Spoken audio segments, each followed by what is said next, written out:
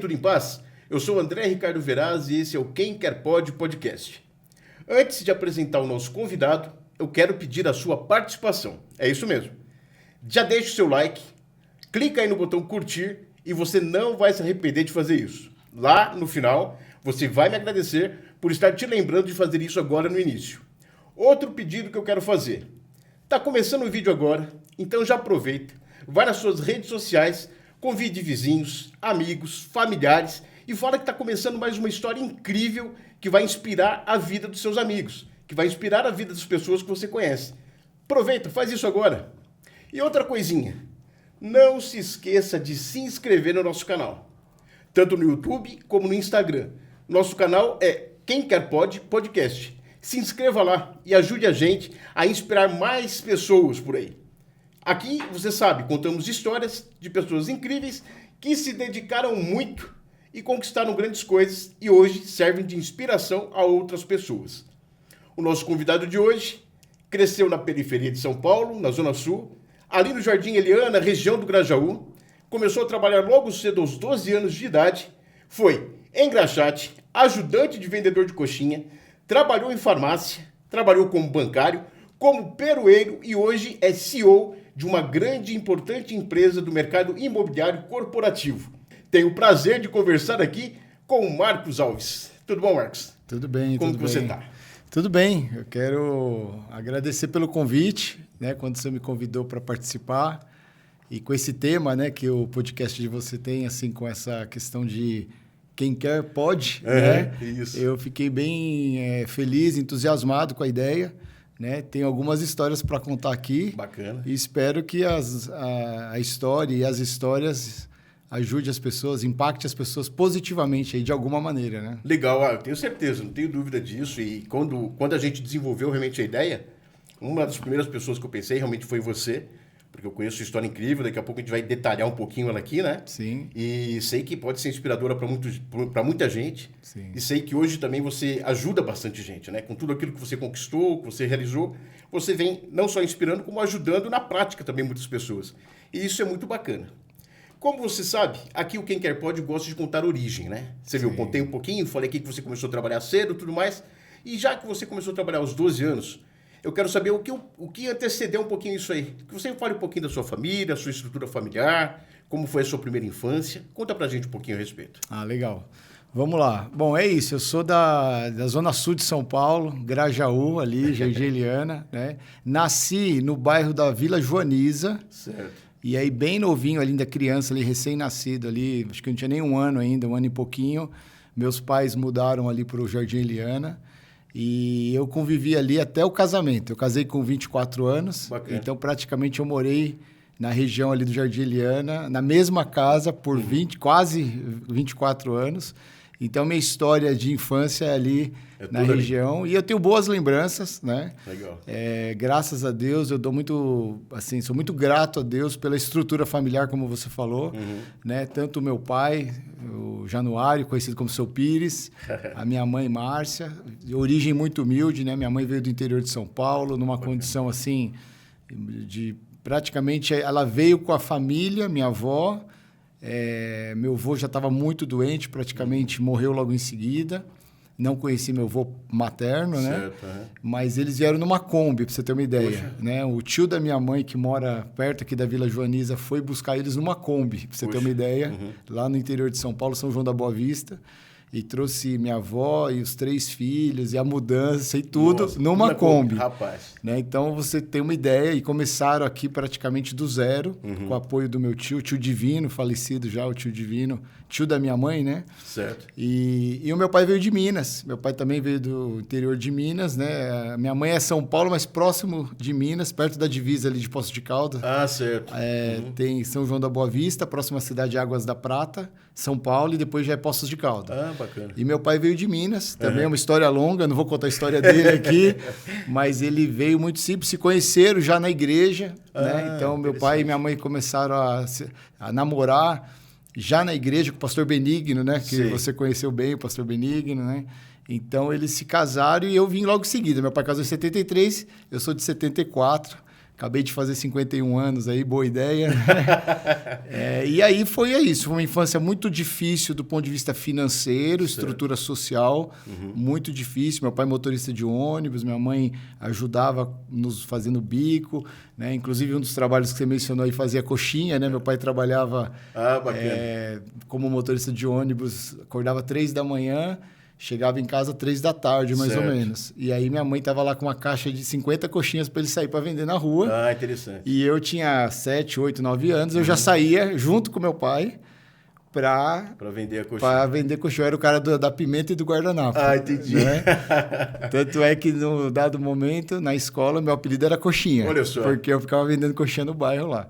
Né? Então, foi uma infância muito dura por esse lado, muito difícil. Mas, por outro lado, uma estrutura familiar forte, do ponto de vista cristão, porque tanto meu pai quanto minha mãe são servos de Deus e ensinaram a vida cristã desde pequeno. Então, ao mesmo tempo que a gente tinha uma vida difícil, dura, a gente tinha muita fé. Entendi. Né? E trabalhava muito essa questão da fé, da resiliência, né? Inclusive, você, naquele formulário que a gente manda, você até notou, né, alguma coisa assim, que tinha uma vida bastante ativa, né? Bastante intensa, né? Com a igreja, com os irmãos ali. Muito. Desde sempre. Desde quando eu me conheço por gente, ali na comunidade de Santo Amaro, que é a nossa região, né? Muito intensa. Então, era todo fim de semana, grupo de jovens, grupo de crianças, grupo de a reunião de domingo, muita gente na minha casa. Meu pai sempre foi com a casa aberta. Entendi. Então, essa é uma característica do meu pai e eu peguei isso dele e da minha mãe. Então, sempre teve gente que morou na minha casa, gente que chegava, não tinha onde morar, ficava lá 2 meses, 3 meses, 5 meses, 1 ano, entrava. No meu quarto, por exemplo, teve uma época que morava eu e mais 3 rapazes, que era meu pai abrindo a casa. Não é porque tinha uma estrutura, porque se você olhar do ponto de vista de estrutura, não tinha. Pois é. Mas tinha o coração... financeiro, né? Não tinha, mas aí tinha o coração aberto. Entendi. E a gente viveu muito intensamente essa questão da igreja. Muito intensamente. A nossa história, a minha história especial, se confunde muito com a história da igreja em Santo Amaro, ali a comunidade de Santo Amaro. Né? E isso tudo influenciou muito, né? Essa minha conexão com Deus e com a igreja, uma influência muito forte, né? E isso, com certeza, guiou muitos passos da minha vida aí, né? Entendi. E aí... E brincar, cara. Você gostava assim, antes dessa fase do trabalho. Quais eram as brincadeiras que você fazia? Como que era a estrutura do bairro quando você cresceu? O nosso bairro lá é um bairro típico de São Paulo, periferia, né? 35, 40 anos atrás. Então, eu estudava escola estadual, então ia para a escola. E assim, o que eu mais gostava de fazer... Né, que era a minha brincadeira predileta, era jogar bola na rua. Legal. Eu jogava futebol na rua praticamente todo dia. Era asfaltada, terra? Era terra primeiro, depois asfaltaram. Quando asfaltaram, virou top, né, porque ficou aquele, né, que tem aquele tapete, né? E então só que a minha mãe, por essa questão, né, formação cristã forte, ela era muito restrita para eu brincar na rua. Ah, entendi. Então ela deixava, mas tinha um monte de regras. Tinha alguns limites. Então, tinha o horário para começar, o horário para terminar. Meus colegas ficavam lá. Então, por exemplo, eu chegava da escola... Essa é uma história engraçada. Eu chegava da escola 3 horas, mais ou menos, e tinha uma regra assim, chega da escola, minha mãe, né? Você vai arrumar a cozinha, vai lavar a louça, entendi. Vai almoçar, Você vai isso... Era o filho mais velho? Eu sou o mais velho. Ah, entendi. Então aí sobra mesmo, né? Nós somos 3 irmãos. Depois tem a Patrícia, que é 3 anos depois. Certo. E depois tem o Lucas, que é 10 anos depois. Né? O Lucas é o mais novinho. Mas então é isso. Então tinha aquela responsabilidade desde pequeno. Entendi. Então assim, eu tenho que arrumar a cozinha, tenho que lavar. E os meus colegas ficavam lá na rua, me chamando. Vem. Aí, às vezes, aconteceu algumas vezes, eu falava, tem que terminar de lavar a louça, secar a louça, minha mãe. Aí os caras entravam na minha casa, que as casas sempre foi muito abertas, minha mãe, eles conheciam meus pais, né? Aí, às vezes, os meus amigos entravam para me ajudar. Que legal, para acelerar o trampo. Bacana. Aí eu ia pra rua brincar com eles. E aí, quando começava daquela tardezinha, aí tinha um horário limite, voltava para casa. Então, era bem assim, mas era muito gostoso. Eu tenho boas lembranças, assim, porque a gente morava perto da balsa. Sim. Né? Ali, Jardim Eliana, quem conhece ali a Zona Sul, do Jardim Leandro, onde eu morava, até a primeira balsa, eram uns 3 quilômetros. Certo. E era tudo verde. Hoje é tudo casa lá. Hoje virou a ocupação. Hoje é outro mundo lá. Na época era tudo chácara, verde. Então a gente vivia numa região muito arborizada. Sim. Então a gente descia muitas vezes de bicicleta para a balsa, lá na represa Billings. Caramba. E curtia lá, né? Então era bem gostoso mesmo. Bacana. Foi muito bom, né? Legal. E aí, bom, esse período também já era o período que você já ajudava o seu pai vendendo coxinha. Sim. Esse período Na verdade, esse foi meu primeiro trabalho, né? Tá. Eu já trabalhava desde os 7, 8 anos, mas assim, ajudando ali o meu pai. Né? Aí é isso, acontecia muito isso também. Tinha esse conflito, porque meu pai chegava a 3 e pouco, e às vezes eu tinha que ajudar ele. À medida que eu fui ficando mais velho, eu tinha que ajudar mais. Aí eu só voltava para casa umas 5, 5 e meia. Entendi. E aí não dava tempo de eu brincar muito na rua. Às vezes sobrava um tempinho. Aí já dava um conflitinho ali, mas meus pais, não, tem que trabalhar, tem que ajudar, entendeu? E aí com 12, que eu começo a trabalhar fora de casa, certo. Né? E qual foi o primeiro emprego fora de casa? Então, o primeiro emprego fora de casa foi numa farmácia, ali no Grajaú. A farmácia chamava XR5. Né? Drogaria XR5. Quem é mais antigo vai lembrar, porque tinha XR5, XR6, tinha XR7, que era aparelheiros. Mas era a mesma marca? Era a mesma família, a mesma família, e cada irmão ia abrindo uma. Entendi, né? E os donos eram de Minas, da região do meu pai. Eram legal. amigos de infância do meu pai. Que legal. E foi meu pai que, conversando com eles, falou, arruma um serviço pro meu filho. E aí eu comecei com 12 anos na drogaria XR5. Certo. Trabalhei fazendo pacote, né? E logo em seguida já fui pro caixa. Eram umas doideiras. Os caras deixavam o menino de 12, 13 anos no caixa. Mas eu era bom com números, sempre fui bom com matemática. Legal. E aí foi esse meu primeiro trabalho oficial. Legal. Depois dali, eu acho que eu fiquei talvez um ano, mais ou menos, eu não lembro, um ano e meio. Aí depois eu arrumei serviço de office boy numa empresa no Campo Belo. Chamava Vanasa a empresa. Era uma empresa de válvula que fabricava válvulas de navio. Olha só. E ali era o escritório. Eu trabalhei como office boy. Né? A época que não tinha internet. Cara, e aí eu tinha que fazer... Tinha que, o boleto do Bradesco só recebia no Bradesco. Sim, verdade. O do Itaú só no Itaú, da Caixa só na Caixa. Depois, nesse inteirinho, que veio a chamada ficha de compensação, que você podia pagar tudo num banco só. Certo. Foi a época que eu era office boy que isso apareceu. Caramba. Né? E aí fui, sempre trabalhei bastante. Aí foi um trabalho difícil depois que eu saí da farmácia. Porque esse eu lembro que eu entrava às 8 da manhã lá no Campo Belo e eu saía de casa às 6 da manhã. Né? Então, esse foi... E estudava à noite. Trabalhava o dia inteiro. Então, isso eu tinha 13 anos, 13 para 14 anos. Imagina, né? O transporte público na época era mais difícil ainda, né? Trânsito, esse negócio. O que fazia? Como meu pai era motorista de ônibus, eu acordava no horário, subia a pé do Eliana para o Grajaú, que era mais ou menos 1 quilômetro e pouco a pé. E esperava para ir com meu pai. Entendi. Aí eu ia todo dia com meu pai para economizar uma passagem, porque aí eu entrava pela frente. Hoje todo mundo entra pela frente, né? Na época era o contrário. Isso mesmo. Na época você entrava no ônibus por trás e descia pela frente. Isso mesmo. E aí, como era o meu pai, eu subia pela frente, ficava ali no cantinho e ganhava uma passagem por dia já. Então era muita economia, economizava os centavos ali. Né? Bacana. E aí foi, já seguindo aqui na história... com 15 anos eu consegui entrar no Banco Itaú. Legal. Por isso que tem bancário aí na lista, né? E aí foi o oásis para mim. Porque eu estava nessa... eu chegava em casa 11h30, ia dormir meia-noite e meia. Acordava 5h15 da manhã, 5h30. Então eu dormia pouco. Era uma vida difícil. E, trabalhar de boy, ainda mais nessa época, era muito complicado. Muito. As filas de bancos eram enormes. Enormes. Tanto é que foi ali... Uma das coisas que eu aprendi foi nesse trabalho de office boy... Eu aprendi um pouco perder um pouco a vergonha. Entendi. Porque o que acontecia? Eu chegava num banco, é isso que você falou, tinha uma fila enorme. Eu ia no outro banco, outra fila enorme. Para dar conta de fazer o serviço, se eu pegasse todas as filas... Talvez não desse, né? E ficava apertado. Então, o que eu fiz? Eu fui quebrando a vergonha, que eu era muito tímido, né? Quando eu era garotinho, assim, bem tímido.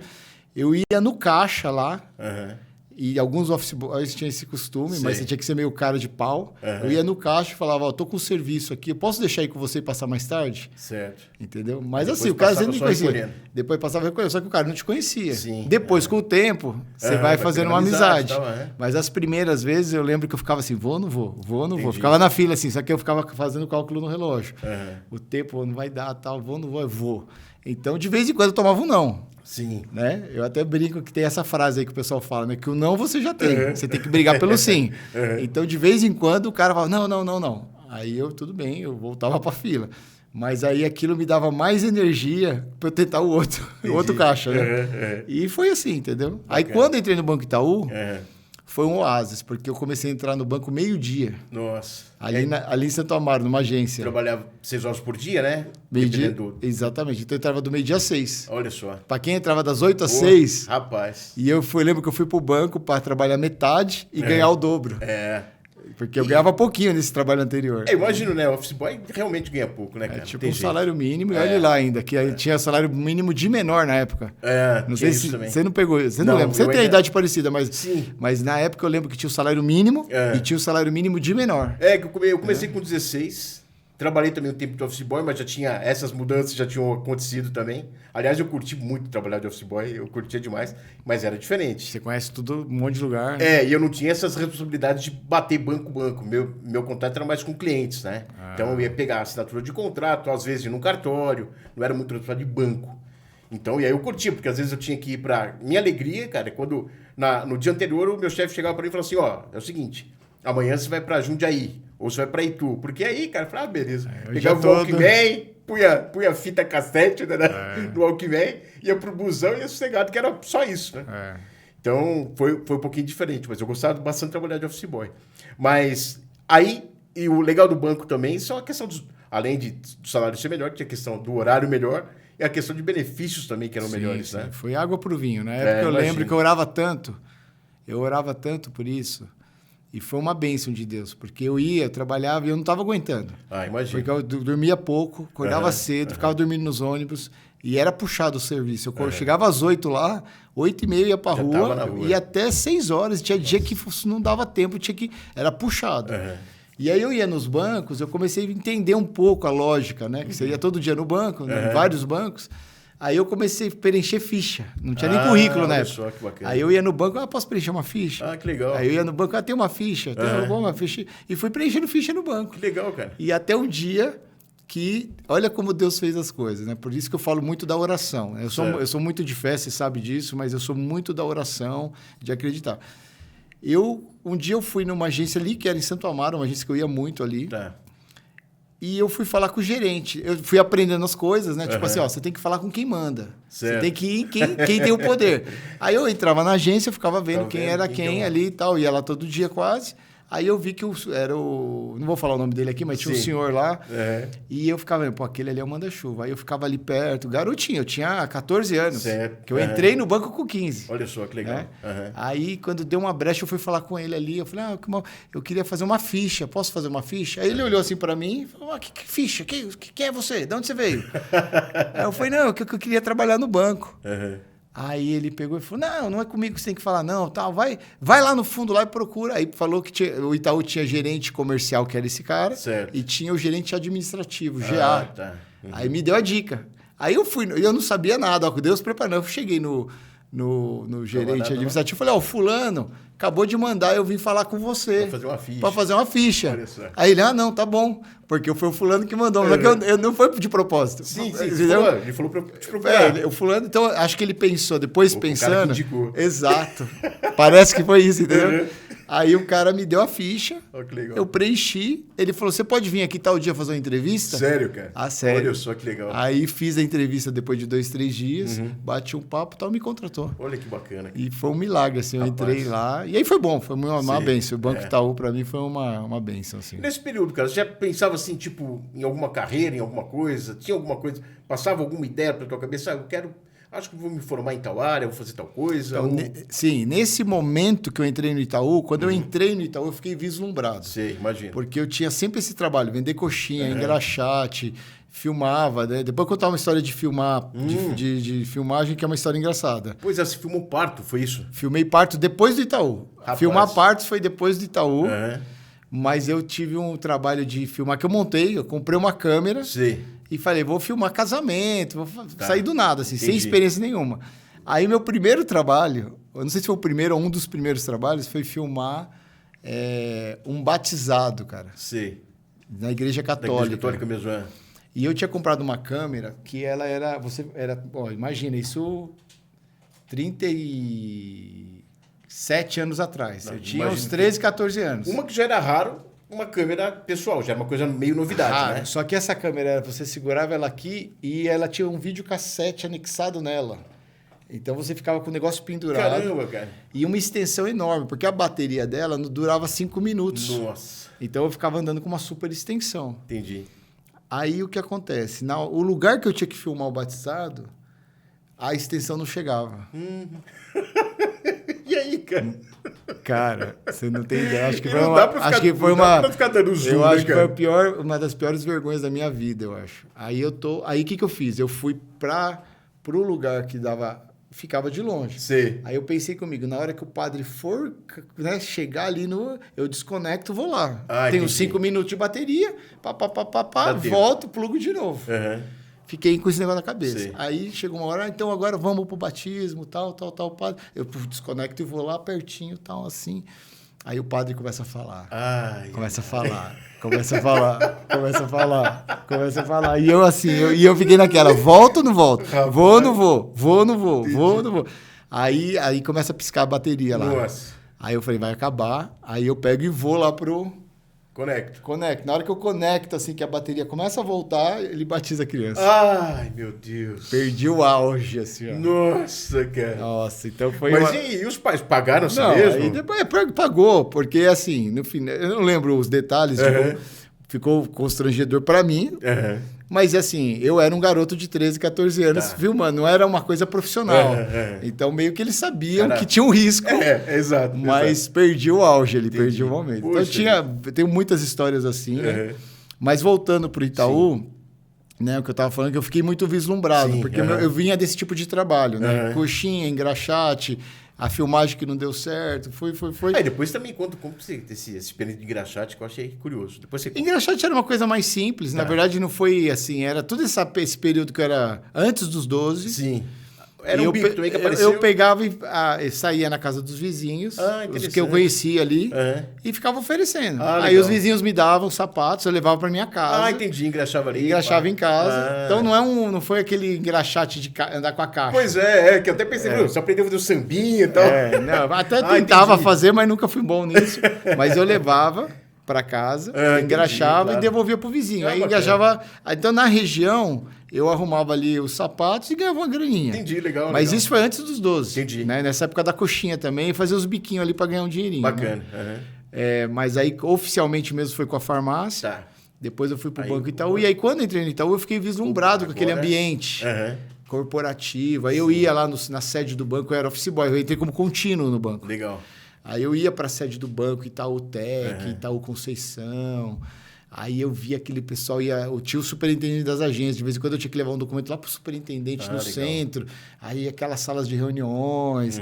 Aquilo eu falei, uau, quero fazer isso. Legal. Então, nesse começo, eu comecei a pensar em fazer economia. Entendi. Entendeu? Que foi para que eu estudei. O meu primeiro vestibular foi para economia. Tá. Então, eu queria entrar nessa área de economia e fazer uma carreira em banco ou numa empresa, Entendi. né? Esse foi o primeiro, vamos dizer assim, o primeiro desejo de carreira ali, né? Isso em carreira já. Bacana. Aí você ficou quanto tempo, então? Eu fiquei uns 2 anos e pouco. 2 anos e pouco. Tá. Uns 2 anos e pouco. Porque aí eu fiz a primeira burrada da vida. Entre a grande. Eu botei na minha cabeça que eu queria fazer economia na USP. Entendi. Então eu falei, quero fazer economia, só que tinha que ser na USP. Na minha cabeça, naquele momento, eu estava assim, quero entrar na USP. Era um sonho. Entendi. Que anos depois, eu consegui atingir esse sonho. Legal. Mas naquele momento, eu convenci o meu pai, minha mãe, que eu tinha que sair do banco Pra se E dedicar que ao eu tinha estudo e que tal. ficar um ano só no estudo. Ah, entendi. Aí, quando eu entrei no terceiro colegial, então eu trabalhei no Itaú, primeiro colegial, segundo colegial no Itaú. Certo. Quando eu entrei no terceiro colegial, eu pedi a conta no Itaú Olha só. e fui trabalhar. Fazia cursinho de dia e fui fazer o terceiro colegial à noite. É porque banco é sempre muito difícil eles demitirem alguém. Tem que fazer uma burrada muito grande, né? Geralmente as pessoas saem. Sim. Não, eu tinha assim, eu tinha um bom ambiente ali. Sim, o pessoal gostava, eu tinha uma boa. É que você decidiu mesmo, não, vou estudar. E eu acho que foi um erro. É. Depois Deus trabalha em cima dos nossos erros, Sim. né? Mas eu acho que hoje eu não recomendo ninguém fazer isso. Sim. Mas foi um erro que eu fiz. Por quê? Porque aí eu fiquei um ano estudando, fazendo, e aí tentei economia na USP. Aí quase entrei, mas não entrei. Fui bem até, Entendi. fui lista de espera e tal, mas não entrei na USP. E como você lidou, cara, com essa situação, assim, como foi esse baque pra você, assim, tipo, caramba, me dediquei o ano inteiro. Tá. Então, como eu sempre tive, isso foi uma característica minha, eu sempre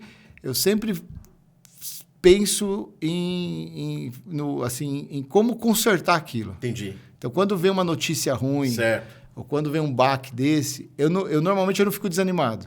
Claro, no primeiro momento você desanima no dia, mas a minha cabeça já fala assim, o que eu vou fazer agora? Sim. Eu já penso... Então, qual foi a minha atitude? Vou fazer mais um ano. Ah, entendi. Esse não deu, quase deu, agora outro vai dar. Exato. Entendi. Aí eu falei, não, mas eu vou pro próximo. Aí eu fui pro próximo. E aí eu consegui convencer meus pais. E a ideia era economia ainda. A ideia era economia ainda no começo. Tá. Aí vai vendo como que... Aí vem a segunda burrada. Aí eu começo a estudar. Eu já estava bem melhor. Certo. Só estudando. E comecei a trabalhar com transporte. Porque eu precisava sobreviver. Aí eu já tinha formado o terceiro colegial. Certo. E comecei a trabalhar com transporte. Comprei uma Kombi. Tem uma história aí de transporte. E fazia cursinho só. Certo. Fiz o segundo ano de cursinho. E aí comecei a ir muito bem no cursinho. Certo. Comecei a ir bem. Depois mudei de cursinho, enfim, tem os detalhes. Uhum. Só que aí eu comecei a melhorar muito nos simulados. Entendi. Aí veio o segundo sonho, a segunda burrada. Que eu pensei assim, quero fazer direito. Aí eu mudei de economia para direito. Uhum. Aí estudei mais um ano. Mas teve alguma coisa que deu esse gatilho para fazer direito? Cara, é porque eu acho que nessa fase da minha adolescência, aí tem a questão mais pessoal. Eu, de um cara tímido, que eu era um menino tímido, eu era uma criança tímida, né? Aí fui trabalhar com 12 anos, tal, toda essa história e tal, minha cabeça foi abrindo. Eu comecei a ter sonhos altos, tal, e eu comecei a ser aquele adolescente muito argumentador. Ah, entendi. Então eu argumentava, para tudo eu tinha uma boa explicação, tinha uma boa conversa, eu comecei a ver que eu era bom na minha cabeça nisso. Ah, entendi. Então eu era, e as pessoas começaram a falar assim, pô, mas você fala bem, você vende bem, você argumenta bem, Entendi. você isso. E eu comecei a ver, e aí eu comecei a perceber também que direito tinha um glamour maior do que economia. Sim. Você entendeu? Eu comecei a perceber, pô, o pessoal bom mesmo, o pessoal Advogado. top, ou é advogado, ou é médico ou é engenheiro. Entendi. Embora os engenheiros virou Uber depois, né? Mas na época não tinha Uber, Rapaz. né? Então era assim. Então eu falei, pô, vou fazer médico, não é minha praia, biologia não é minha praia. Aí eu falei, vou fazer direito. E na verdade eu dei essa risada aqui, mas dá vontade de chorar, né, cara? Dá vontade de chorar, né? Mas é a piada do século, a piada da década. Né? Verdade. Aí fiz isso, aí mudei no meio do caminho, eu falei, vou fazer direito, vou tentar porque dá. Dá pra fazer, porque para entrar em direito era bem mais difícil que economia. Tá, e você já tá vendo bem no simulado e tudo mais? Isso, aí fui tentar dar o passo. Aí o que aconteceu, fiz, tal, fui bem, mas não o suficiente. Economia você passava? Passava. Olha só. Se eu tivesse perseverado em economia, teria entrado em economia. Olha só. Aí eu entrei em direito. Entrei não, aí eu não entrei, não entrei em direito. E só que aí, como já era o segundo ano, eu falei o seguinte, eu vou prestar uma faculdade mais simples, só por garantia. Vai que eu não entro na USP, eu entro em outra, porque eu não vou fazer o terceiro. Tá. Aí eu fiz só USP e a outra faculdade foi a Universidade de Guarulhos, cara. Rapaz. Terceira Você burrada. continuava morando lá no Grajaú, lá. Isso, porque eu tinha tanta convivência que eu ia entrar na USP, que esse Guarulhos foi só o backup. Só que aí não deu certo, entrei em Guarulhos. Não sei se você sabe disso, eu fiz 6 meses de direito. Não, eu lembro até, cara, que você começou assim em Guarulhos. Eu lembro de comentar e tal. Aí fiz 6 meses em Guarulhos Nossa. lá, mas aí não deu, né? Não deu por causa Aí de não distância deu, mesmo. Não deu por causa de Foi. distância. E aí a vida pessoal começou a Tá. enrolar, né? Uhum. Que aí eu comecei a namorar, Tá. aí eu já pensava em casar. Entendi. Aí as contas chegando. Aham, aham. Aí eu já comecei a ficar mais adulto, né? Aham. Assim. E aí a coisa apertou. E aí eu já falei, eu não posso me dar esse luxo. Aham. Não tenho como ficar pagando cursinho. Aí as coisas apertaram mesmo, entendeu? Entendi. Aí eu comecei a me dedicar mais ao trabalho. Tá. A partir de então, bastante ao trabalho. Aí, na época, eu trabalhava com transporte. Com... Isso. Eu Tá. trabalhei com Kombi, eu já tive Kombi, trabalhei inclusive na Rádio Bandeirantes. A Rádio Bandeirantes A também? TV Bandeirantes, É? levava o pessoal do Jornal da Band. Ah, que legal. No último horário eu pegava eles lá, eu e mais uma turma. Sei. Mas eu tinha lá, pegava os câmeras, o pessoal Tá. do staff, Aham. e levava lá pra Zona Leste. Caramba. Né? Tinha 2 trabalhos, fazia isso de noite e tinha o trabalho de dia. Sei. E aí foi muito trabalho, entendeu? Mas paralelamente, né, a história do empreendedorismo, né, que Certo. é o foco aqui, mas sempre paralelo aos trabalhos, eu tinha alguma ideia. Tá. Eu sempre fui o cara da ideia. Então, Entendi. eu tinha ideia. Então, eu tive esse negócio desde pequeno. Vou montar uma empresa de filmagem. Uhum. Aí, com 12, 13 anos, já tinha esse negócio lá paralelo. Sei. Então, eu tinha o trabalho, Aham. abri o paralelo, abri uma gráfica. Entendi. E eu fazia essas Algumas tentativas, coisas entendeu? pra- Aham. E a área de transporte era, de certa forma, um empreendedorismo, porque eu não trabalhava CLT para ninguém, Entendi. mas eu prestava serviço Aham. para a Rádio Bandeirantes, por exemplo, Aham. para várias outras empresas, trocava muito. Era né? é aquele negócio, o por fora, era o que garantia Aí, alguma na graninha. época da Kombi, aí já era o principal. Ah, tá. Porque aí já era o... Mas eu tinha a Kombi, eu trabalhava de dia para um trabalho, para uma transportadora, Tá. de noite para o outro, levava o pessoal para praia, entendeu? Entendi. Aí Aham. foi assim, mas sempre com essa ideia de ter o próprio business, entendeu? Sei. Aí daí eu fui Aí foi a época que começou as lotações em São Paulo. Ah, tá. Isso que eu ia entendeu? perguntar mesmo. Aí Aham. começou as lotações, aí eu emendei para lotação, Entendi. entendeu? Porque a lotação dava dinheiro Sim. na época que começou. Aham. Então, às vezes, o trabalho que eu tinha na transportadora, o dia inteiro trabalhando, eu não lembro os números, mas vamos imaginar que eu ganhava R$100 para trabalhar o dia inteiro, Sei. na lotação eu ganhava 200. Entendi. Aham. Aí o pessoal que trabalhava com transporte começou a migrar para a lotação. Aham. E eu também. Eu, meu pai, e a gente foi chamando a família toda, né? Entendi. Várias pessoas da família foram entrando nessa onda que abriu da lotação. Aham. E aí nós surfamos essa onda também. E eu trabalhei bastante. Eu tive É. Kombi, tive Besta, tive Topic. E fui E crescendo. foi uma onda interessante que surgiu em São Paulo mesmo, né, cara? Até por conta da necessidade mesmo, né? Sim, Que a cidade precisava disso. Sim, Claro os que era, ônibus lotados, né? era um transporte alternativo, né? Eu, como passageiro, vi muito pirueiro. Eu como passageiro, lá o cara... Aí, galera, alguém precisa descer aqui? Não. Ó, eu vou quebrar aqui. Aí o cara entrava umas biboca lá para fugir da fiscalização, né? Sim. Era assim. Mas também, depois, foi o que deu uma revolucionada, fez o governo prestar mais atenção, até mesmo ampliou bastante a rede de metrô, melhorou o transporte público, né? E eu imagino que depois, no com o começo foi tempo, difícil. regulamentaram. Né? Aham. Isso foi uma das coisas que eu falo dessa época, que eu me envolvi muito, né, com essa questão da perua. Sei. Eu fui diretor de cooperativa. Olha só. Aham. Então, eu me envolvi muito. Sei. Eu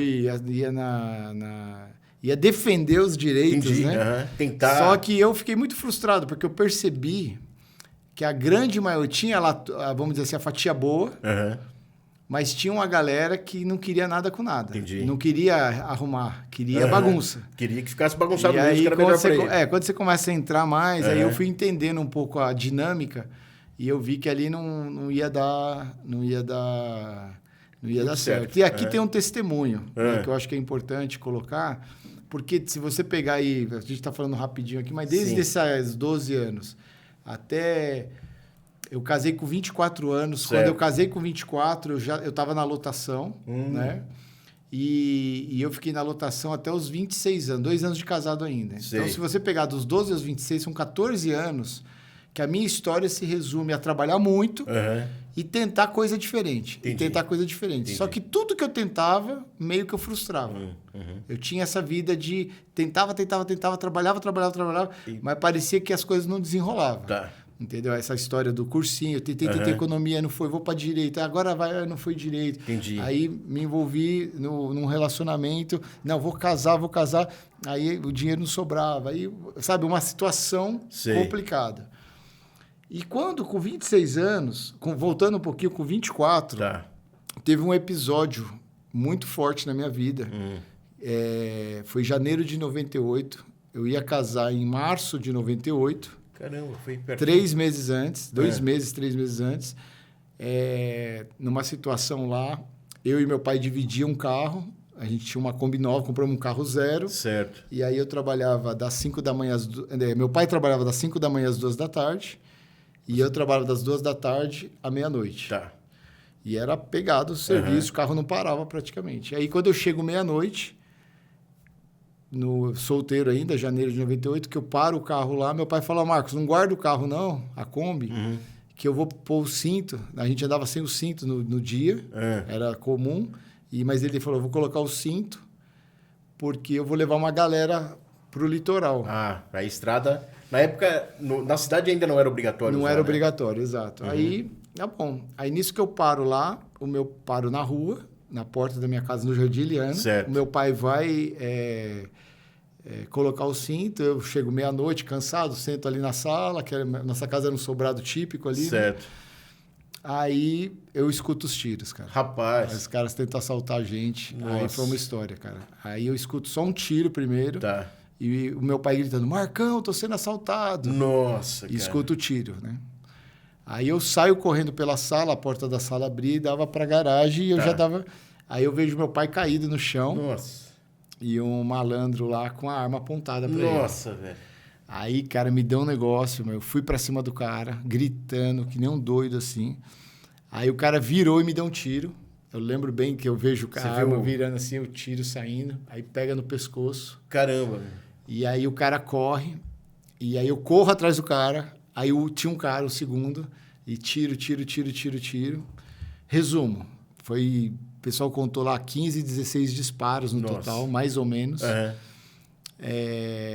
Aí eu tinha corrido atrás de um cara correu atrás de mim, atira. No final de tudo, 3 tiros pegaram em mim. Sim. Um no pescoço, um nas costas, que perfurou o pulmão, saiu aqui em cima. Caramba. E um debaixo do braço, mas que esse aqui só raspou, não machucou muito.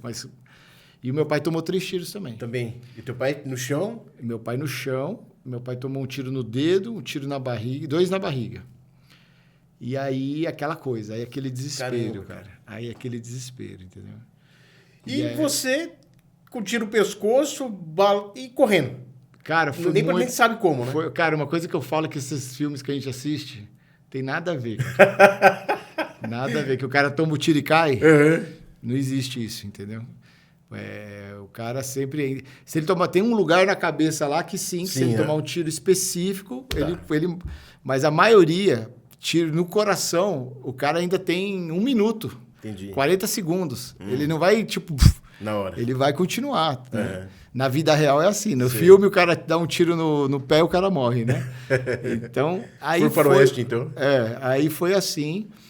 Mas aí foi uma mudança, né? Assim, aquilo mudou muito, marcou a vida da gente. Foi um marco mesmo. Assim. Muito, né? Eu lembro de que eu falo que é um testemunho. Sei. Porque nessa época, eu sempre fui da igreja, sempre tive com o pessoal da igreja.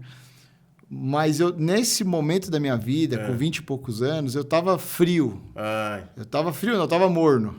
Morno. E eu lembro que quando Explica assim pra gente, o que é uma pessoa morna, assim? É um cara que não vai tanto na igreja? É um cara que não faz... Pelo contrário. Eu ia nos compromissos da igreja. Tá. Eu era comprometido. Sei. Né? Eu tinha uma cara de bom crente. Quem olhava para mim, achava assim, você é um bom menino, é um bom crente. Mas por dentro, eu era um cara muito vislumbrado com as coisas do mundo. Então, eu estava muito dividido. Essa é a palavra que eu gosto de usar. Então, ao mesmo tempo que eu ia na igreja domingo, ia lá, participava, estava com o pessoal. Na sexta-feira, eu estava no happy hour com o pessoal do banco, tomando uma cerveja, brincando com as meninas, ouvindo música que não agrada a Deus. Então, eu vivia uma vida meio dupla. Entendeu? Então, eu não era um cara que fazia as coisas erradas para valer. Eu não era um cara assim... Não era aprofundado nisso? Não era aprofundado, mas eu gostava. Eu ficava ali perto. Eu estava por perto ali, entendeu? E eu também não mergulhava no reino de Deus. Estava ali por perto também. Então, eu ficava nessa vida... Morno. Então, você nem é branco nem é preto, nem é... Gelado nem quente. Você tá no meio, entendeu? E a Bíblia fala isso, que o morno é pior que o frio. Entendeu? Deus fala que vai vomitar da boca dele os mornos. É mesmo? Porque o morno para Deus é pior que o frio. Porque o frio é o cara que tomou a decisão. Ele pelo menos é honesto. Entendi. Ele tá errado, mas ele tá assim, ó, eu sou errado, mas eu tô aqui, ó. Entendi. O morno é aquele cara que ele é meio falso, né? Hipócrita. É o tal, igual aquele shampoo antigo, né? Parece, mas não é. Parece, mas não é, exato. E eu tava um pouco assim, entendeu? Eu tava um pouco assim... E eu lembro que quando eu volto, que eu corri atrás do cara ali uns 50 metros, quando eu volto, que eu ponho a mão no pescoço, que eu sinto o sangue, o pescoço inchou. Rapaz. Que eu ponho a mão assim, vejo... Eu comecei a perder o ar e eu pensei assim, tô morrendo.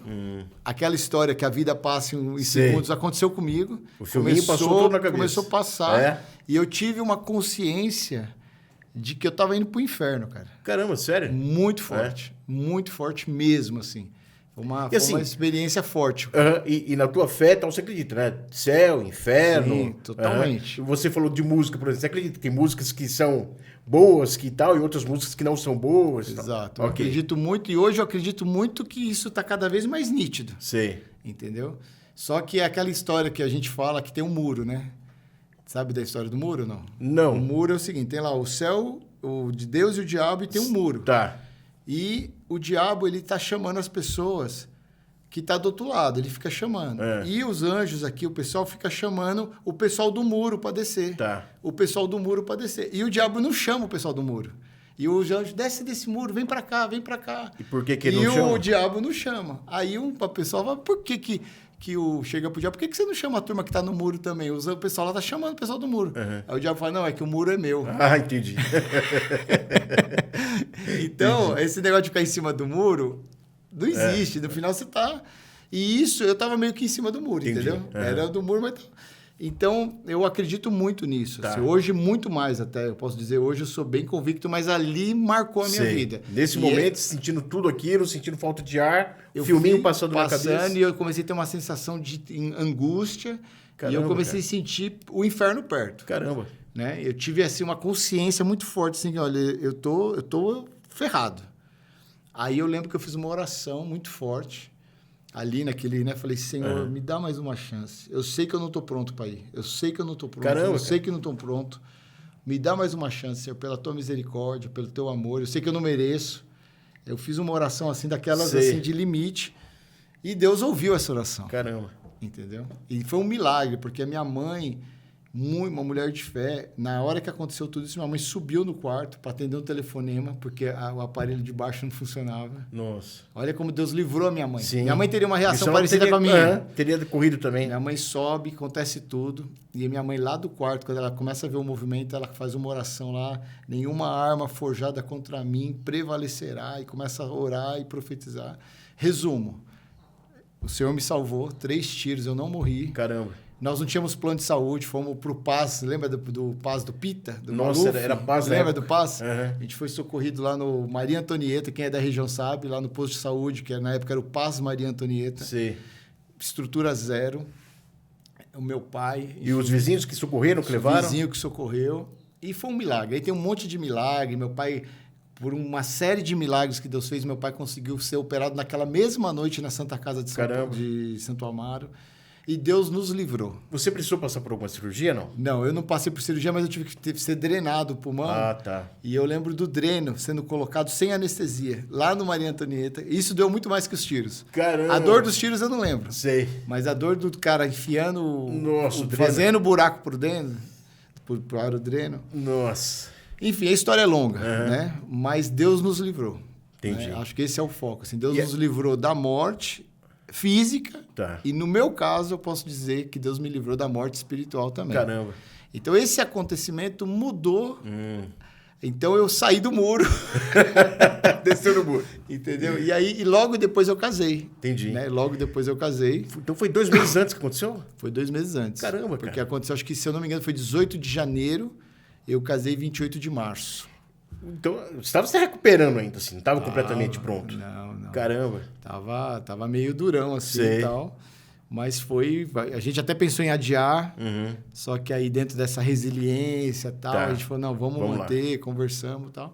E ali começou uma mudada mais forte na minha vida espiritual, principalmente. Certo. E aí foi. Aí segui uma vida, casei, continuei na lotação. Tá. Só que aí o que acontecia? Não dava certo para mim. Eu via pessoas menos capazes do que eu, trabalhava menos do que eu e se dava melhor.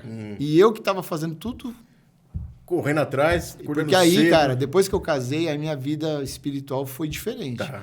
Aí era oração, era isso, era conversa. Aí falou, vou aproveitar a oportunidade que me deram. Exato, eu abracei mesmo. Eu abracei, eu saí, deixei de ser morno e fiquei quente. Só que eu fiquei 2 anos e só porta fechando, só porta fechando, só porta fechando, só porta fechando, só porta fechando. Caramba. E aí... E orando, falo, Senhor, o que eu estou fazendo de errado? Senhor, me mostra o caminho. Senhor, Senhor. E orando, e perseverando. A palavra que eu posso deixar aqui é resiliência, perseverança, disciplina. Porque muitas vezes, no primeiro momento, você não tem resposta. No segundo momento, você não tem resposta. No terceiro momento, você não tem resposta. Mas eu ficava nessa visão. Certo. Né? E aí a lotação começou a dar ruim para mim, os carros começaram a quebrar. Porque o que aconteceu? Como eu sempre tive essa coisa de empresário, de querer ter negócio, eu fui comprando carros. Então não tinha só o meu carro. Eu tinha um carro, comprei outro carro, botava outro para dirigir ali. Entendi. Eu comecei a fazer o negócio da lotação um business. Só que aí dava ruim. Aí comprava o carro ficava ruim. Teve um carro, a gota d'água desses 2 anos pós, foi que eu tinha uma Topic. Que, deu tudo errado com esse carro. E a última coisa que deu errado foi o motor, estourou. E ficou 40 dias parado esse carro. Nossa. E carro parado é prejuízo, né? Porque ganha além de você estar gastando, você está deixando de ganhar. Então é prejuízo dobrado, entendeu? Tá tirando de outro, né? Exato. Aí, depois de 40 dias, eu lembro bem dessa... Aí o motor não pega. Aí vai mais 2, 3 dias lá, parecia que tinha uma... E eu, Senhor, o que está acontecendo? O que está acontecendo? Aí eu lembro bem que nesse dia, quando eu estava ali, voltei, eu fiz as contas, sempre fui de fazer muita conta, organizar a planilha, né? O pessoal fala que eu sou o cara da planilha. Eu lembro que eu estava devendo R$18 mil. Caramba. Não, R$18 mil não. Eu estava devendo muito mais que isso. Só que a conta era assim, ó, se eu vendesse o carro e pagasse minhas contas, eu ainda ia ficar devendo 18 mil. Entendi. Entendeu? Então, aí sentei com a Leia trabalhava até, eu falei, Leia, não dá mais. Leia é sua esposa? A Leia é minha esposa, isso. A Leia, falei, Leia, não tá dando. Vou largar tudo, vou vender o carro para pagar as contas.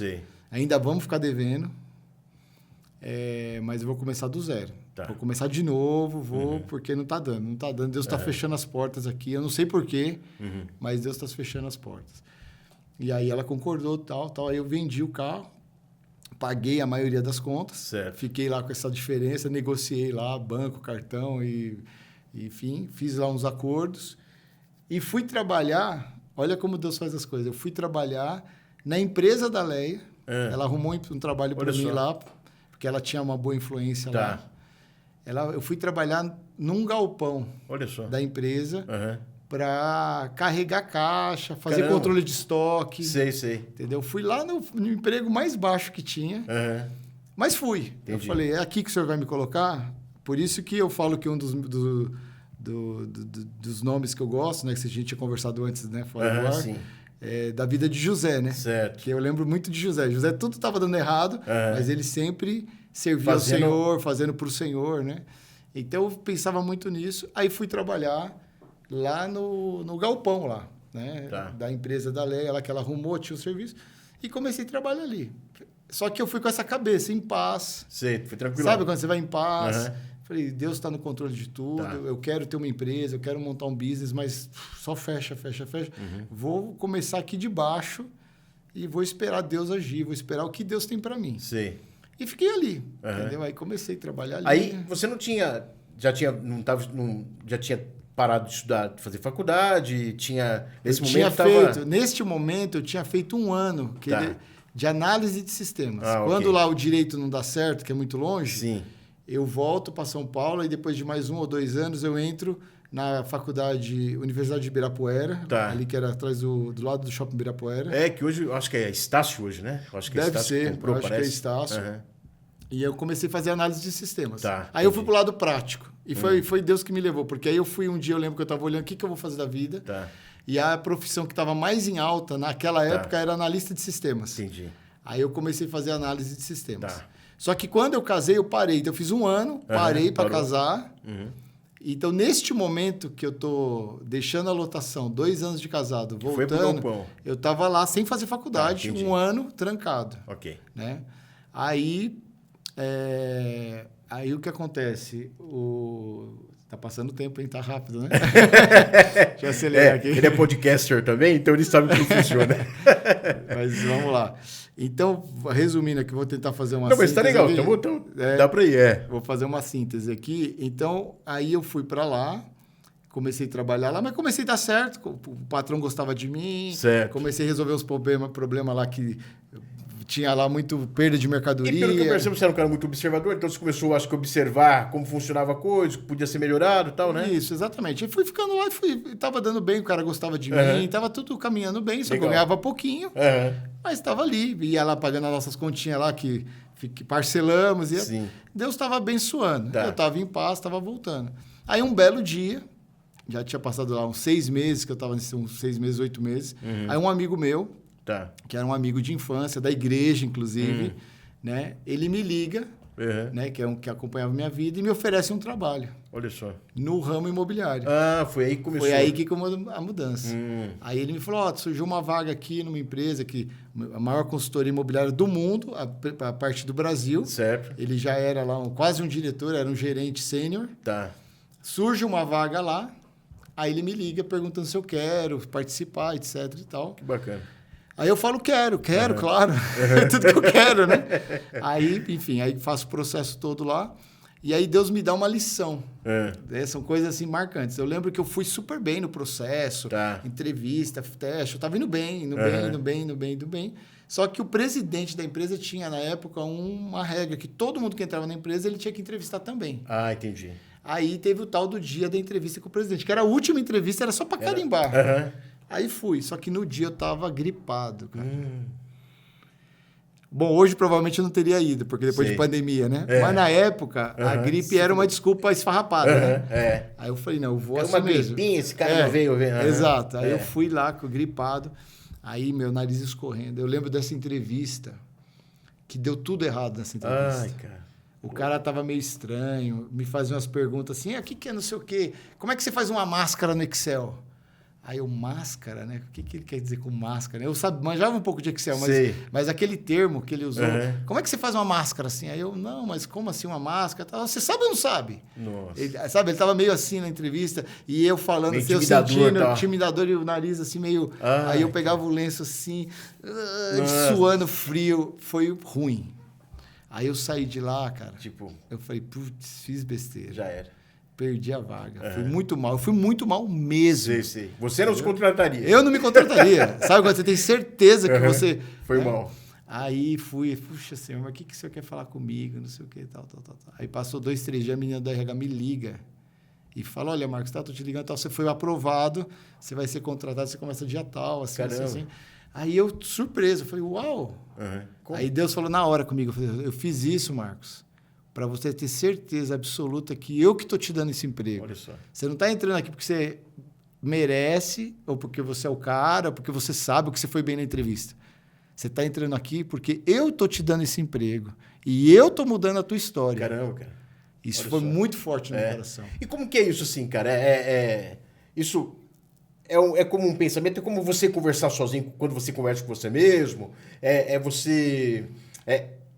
Já ouvi gente falar que às vezes até é audível, né? Como que é isso? Como que é essa... Eu acho que Deus fala... A Bíblia fala que Deus fala de diversas formas, de diferentes maneiras, né? Certo. No meu caso, é muito no pensamento. Tá. Eu tenho uma consciência. Tá, ok. E eu tenho uma percepção que é Deus que me pôs aquela consciência. Como aquela coisa no dia dos tiros, que eu tive uma percepção que eu estava indo para o inferno. Entendi. Eu não vi uma voz audível. Entendi. Uma percepção. Mas a minha percepção foi muito forte. Entendi. Entendeu? Tanto é que eu falo isso muito pro pessoal hoje, que eu costumo usar essa coisa. Eu tenho uma percepção de Deus. Sei. Agora, tem gente que já ouviu Deus audivelmente, né? Mas no meu coração, Deus sempre fala na minha mente e no meu coração. Entendi. Que foi esse caso. Entendi. Então, Deus não falou assim, Marcos, mas a aí consciência... deixou claro para você que... Veio uma consciência muito forte, né? Fala aí, Megão, não é por causa Exato. do seu empenho nas outras entrevistas, não. Exato. Entendi. E aí entrei lá. E aí foi a mudança da minha Olha vida, só. foi ali, do ponto de vista profissional, né? Aham, sim. Aí comecei a trabalhar ali, junto com esse meu amigo e tal. O Bruce, né? Posso até falar o nome dele aqui, o Bruce Lorimer, meu amigo. Aí, se ele um dia ver o podcast, um abraço, Bruce. Ele sabe disso, Um já abraço agradeci. também. Ele é o Bruce, que é meu amigo até hoje, casou com a minha prima depois, etc. Um amigão. Sei. Ele me chamou e aí comecei a trabalhar junto com ele. Tá. E aí nós trabalhamos. Aí começou. Aí depois de 2 anos... 2 anos não, depois que eu fiquei lá 4 anos... Depois de 4 anos, surgiu uma ideia da gente montar o próprio negócio. Olha só. Entendeu? E aí tem uma história. E você nunca tinha imaginado, você não fazia nem ideia assim, você tinha algum conhecimento dessa área, do ramo imobiliário, ainda mais corporativo? Zero. O conhecimento começou a partir do dia que o Bruce me ligou. Que aí Sei. eu comecei a pesquisar, Tá. comecei a entrar no site da empresa, entendeu? Tem uma passagem, só um parêntese aí, como Deus faz as coisas. Eu lembro que um dia, lá atrás, quando eu era office boy, Tá. eu estava um dia andando lá na rua Estados Unidos. Foi uma cena que marcou a minha vida. Eu estava passando em frente à Lopes. A Lopes é uma das maiores imobiliárias sim. E eu passando em frente à Lembrei Lopes. até do símbolozinho deles agora. Isso. E eu vi lá uma galera de terno e gravata saindo ali e tal. Provavelmente era corretor, não sei o que era. Eu vi eles saindo, eu olhei assim, eu falei, pô, que legal, né? Né? Eu tive uma impressão boa. Entendi. Né? Mas nem sabia o que era. Foi um insight. Não sabia se era né? advogado. Com o passar dos anos, depois eu descobri que era Lopes, tal. Quando eu entrei na CB, e lá todo mundo andava de terno, né? E começamos a trabalhar, eu lembrei dessa cena. Que Aí eu legal. falei, olha, acho que aquilo já era um sinal de Deus de alguma forma, né? Sim. E aí eu comecei a entender que foi Deus que fechou as portas para mim na lotação. Eu comecei a entender claramente. Entendi. Olha, então Deus estava me empurrando para um outro lado. Até porque mesmo querendo empreender, fazer a coisa certa, né? Que era a regulamentação, participar desse processo todo, se regulamentar e tal, não deu certo, né? Não dava certo. Não dava certo. Né? E as portas fechando. E eu comecei a ver que foi Deus que me empurrou para esse outro lado. Entendi. Entendeu? Então, por isso que eu sempre falo hoje para as pessoas não desanimarem quando a porta fecha. Entendeu? Porque a gente tem que aprender a testemunhar quando a porta fecha. Porque, assim, eu que sou da igreja, né? Você também conhece bem aí a história, mas quando as pessoas gostam de dar testemunho das portas que Deus abriu, né? Sim. Tipo assim, eu tô aqui, eu quero dar o testemunho que Deus abriu uma porta de emprego para mim. Ninguém gosta de falar das quedas, né? Exato. Mas nós precisaríamos falar. Porque às vezes, né? Por exemplo, hoje eu posso dizer, na época eu não entendia. Entendi. Muitas vezes eu orei perguntando, Deus, mas eu não estou entendendo. Mas hoje eu entendo. Então, hoje eu dou graças a Deus pelas portas que Deus fechou lá na época da lotação. Porque se ele tivesse aberto, eu estaria lá na lotação até hoje.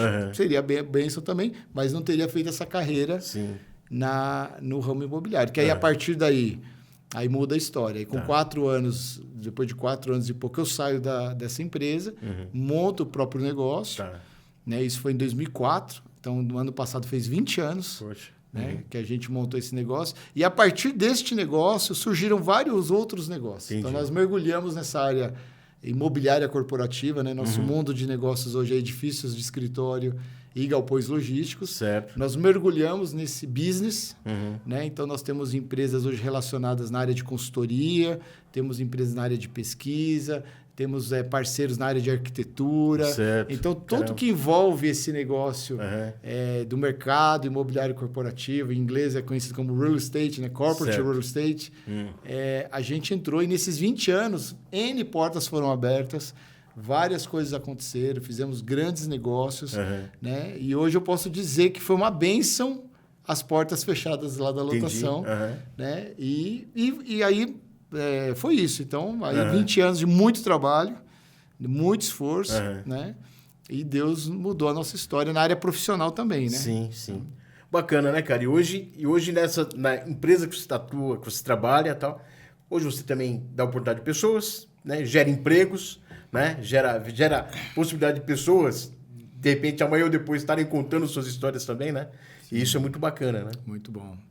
Tem uma coisa assim que Deus vai abrindo a mente da gente. Né? No meio dessa história já, nesses últimos 20 anos, eu comecei a me envolver tanto com a igreja que num dado momento eu fui chamado para o ministério pastoral. Tá. Então, além de ser empresário, eu também sirvo na igreja como pastor. Certo. E o que acontece? Num dado momento, isso começou a conflitar na minha cabeça. Porque eu tenho uma agenda cheia, muito trabalho, né? E, ao mesmo tempo, eu tenho um trabalho na igreja. Né? Então, eu tenho que servir os irmãos. Eu tenho um trabalho ali que Deus colocou. Eu entendo que foi Deus que colocou, tenho clareza disso, né? Só que, muitas vezes, a agenda... Imagino. Só que eu lembro que num momento, eu estava conversando com um dos nossos líderes, né? Jorge Mitian, alguns conhecem. E falando sobre isso, falando, olha, eu tenho um conflito, porque às vezes eu creio que talvez Deus não me chamou para ser pastor, eu entendo que talvez isso é uma coisa mais minha, um desejo e tal, mas eu sou bom mesmo nesse negócio de gestão, né, de empreender e tal. Você chegou a pensar nisso? Falou, opa, será não, que... isso foi um conflito de alguns meses. E abrir isso para ele, para o pastor Benigno também. Cara, porque é uma coisa assim, né? As pessoas... E é uma assim, que é raro, né? A maioria das pessoas tem o entendimento que o cara que se diz pastor é um cara que só vive ali atrás do púlpito, pregando a palavra, e infelizmente alguns até do lado pejorativo. O cara não trabalha, né? O cara só tá ali e tal. E aí você tem a questão do... Você se desenvolveu até primeiro, né? Profissionalmente, claro que esse desenvolvimento eu imagino que seja de uma vida também, para você se preparar, para se tornar pastor e tudo mais. Mas, assim, você já estava desenvolvido profissionalmente, já se realizando profissionalmente, e aí vem isso, e uma coisa é você lidar com pessoas numa questão profissional, e outra coisa é você lidar com pessoas na vida delas normal, na vida, né? Fazer com que elas, poxa, eu preciso de ajuda nesse sentido, naquele outro sentido e tal. E aí, esse conflito todo que você está falando. E eu imagino mesmo assim, tipo, cara, será que eu vou... Esse foi teu conflito? Tipo, será que eu vou conseguir cuidar bem das pessoas como eu cuido bem da empresa? Era mais ou menos isso que passava? Sim, era um pouco isso e um pouco de saber para que eu estava ali, né? Tá. Então, eu tinha um pouco essa... Eu nasci para quê? Certo. Entendeu? Qual é o meu galho? Entendi. Qual é a minha parte? E eu comecei a duvidar se a minha parte era pastoral também. Ah, entendi. Tá. E comecei a ter dúvidas e abri isso para o Benigno, para o meu pai, para o Jorge Mitian. E o Jorge Mitian me trouxe uma palavra Benigno simples. É o pastor sênior, fundador dessa igreja que a gente faz parte, falecido. Né? Mas o pastor Benigno, ele foi o nosso pastor a vida toda. Fez o casamento do meu pai, fez o meu casamento, né? Tem uma história aí. E abri isso para ele, para o meu pai, que é o pastor Januário, que também é pastor. Né? Meu pai também é pastor. Para o Jorge Mitian, num dado momento. E o Mitian falou uma coisa importante para mim, que abriu meus olhos. Assim, ó. Ele falou assim, ó, sabe todo esse dom que Deus te deu para você gerir pessoas, abrir negócios, essa coisa da gestão e tal... Aí eu falei, então, eu acho que eu tenho isso, né? Ele falou, então, isso daí é para o reino de Deus, em primeiro lugar. Você pode até usar para as tuas empresas, mas isso é em primeiro lugar para o reino. Aí aquilo caiu como cai a ficha, a gente falava assim, porque aí eu comecei a entender, e hoje eu entendo bem, naquela época eu comecei a entender, hoje eu entendo bem, que tudo isso que o Senhor nos dá é a serviço do reino. E aí o conflito desapareceu. Porque hoje eu não vejo assim, o mundo profissional, mundo espiritual, trabalho, empresa, igreja. Eu não vejo mais assim. Antes eu via assim. Entendi. Hoje não. Hoje eu vejo que tudo isso é a serviço do reino. Então, se Deus me dá uma empresa, eu sou sócio de uma empresa, aquilo ali é para o reino. Entendeu? E aí eu comecei a usar toda essa plataforma de trabalho para servir o reino. E aí esse conflito desapareceu. Então, hoje eu posso dizer que eu estou em paz porque eu entendo isso. Entendeu? Então, hoje, por exemplo, quando eu vou contratar uma pessoa, antes de contratar uma pessoa, a gente tem todos os métodos lá, a parte técnica, né, os testes e tal, mas eu oro.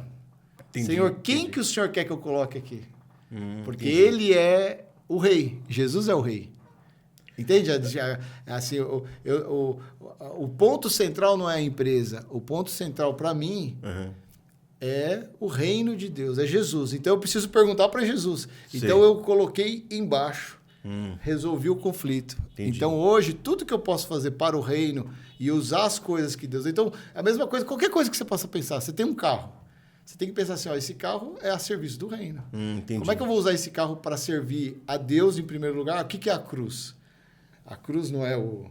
A cruz representa 2 mandamentos, né? Os fariseus perguntaram para Jesus quais os dois... Qual o principal mandamento da lei judaica? Jesus falou, o principal mandamento é amar a Deus com café, que eu falo, né? De todo o teu coração, alma, força e entendimento. Tá. E Jesus fala, mas tem o segundo que é tão importante quanto, que é amar o teu próximo como a ti mesmo. Isso é a cruz, ó, amar a Deus, certo. amar o próximo. Então... Interessante, cara, você falando tudo isso, porque assim, as pessoas comumente, elas têm uma tendência, né? Você falou de tal. Assim, essa separação é comum. A pessoa, de repente, fala assim, não, minha vida religiosa, minha vida religião, minha vida religiosa, minha vida pessoal. Então, por isso que tem até, né? Não, no domingo tal coisa, mas no dia a dia tal coisa. Tal. E para você, pelo que você está falando, não é assim.